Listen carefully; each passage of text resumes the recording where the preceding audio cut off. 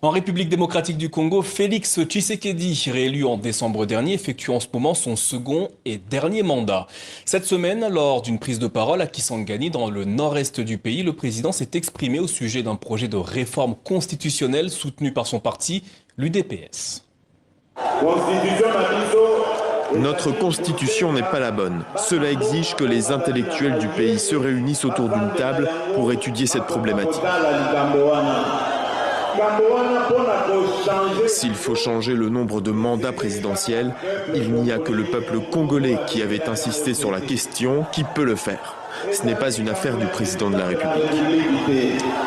Le chef d'État congolais a également annoncé la mise en place en 2025 d'une commission d'experts chargée d'étudier la possibilité de la rédaction d'une nouvelle constitution. Alors la constitution congolaise est-elle dépassée? A-t-elle été réellement rédigée à l'étranger, comme l'affirme le président congolais? Nous posons ces questions à notre invité, Eugène Banyakoulouapé Epotou, ancien juge à la Cour constitutionnelle congolaise et professeur de droit. Bonsoir et merci d'être avec nous. Selon vous, la constitution adoptée par référendum en décembre 2005, puis promulguée en février 2006 par le président Joseph Kabila, est-elle caduque? Je voudrais d'abord apporter une petite correction. Je ne suis pas professeur de droit, mais politologue. Voilà. Très bien. Et si je dois répondre à cette question, je dirais que la portée d'une constitution, ça ne se mesure pas en termes de durée, mais en termes d'objectifs. Et je pense que les objectifs concernent aussi les contextes. Et enfin, le contexte c'est fait aussi en comparaison avec d'autres situations à l'interne comme à l'externe. Moi, je pense que j'étais parmi ceux qui ont, comme député du Parlement de transition, et j'y ai participé à l'élaboration de cette constitution. Et j'ai aussi été à la Cour constitutionnelle, donc je sais quels sont les méandres sous certaines insuffisances, si on peut Alors bien le dire. justement, vous parlez d'insuffisances. Quelles sont-elles?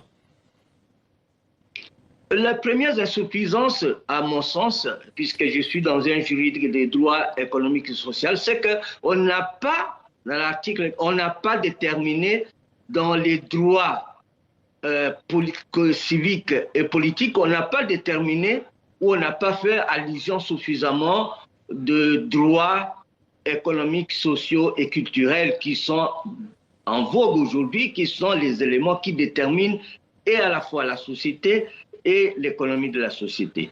Et ça, c'est le premier élément. Et je pense que ça ne gênerait personne. Le deuxième élément, c'est en ce qui concerne la bipolarité de la présidentielle.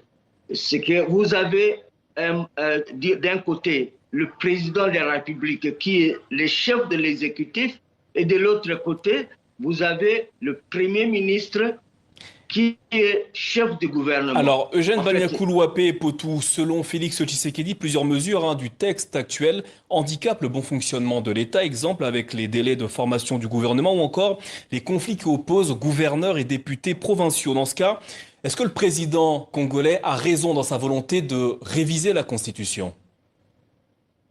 Le président de la République n'est pas le pays. Il a exprimé une volonté qui correspond à l'initiative constitutionnelle. Il peut prendre cette initiative. Mais moi, je pense que c'est d'abord aux Congolais d'apprécier si les éléments de caducité sont vraiment au point et obéissent au contexte actuel. C'est ça le problème. Et ce problème, je pense qu'il a bien fait. Ce sont les experts qui vont déterminer. Ce n'est pas par brutalité, mais c'est peut-être par une certaine consensualité qu'on va arriver à déterminer si oui ou non cette constitution mérite d'être révisée. Et ça dit certaines dispositions. Il ne s'agit pas des changements de la constitution, mais de la révision de certaines dispositions qui ne sont pas bouclées. Alors, serait-ce pour le président congolais un moyen pour lui d'ouvrir la voie à une quatrième république qui permettrait de remettre les compteurs à zéro et qui lui permettrait d'être de nouveau candidat?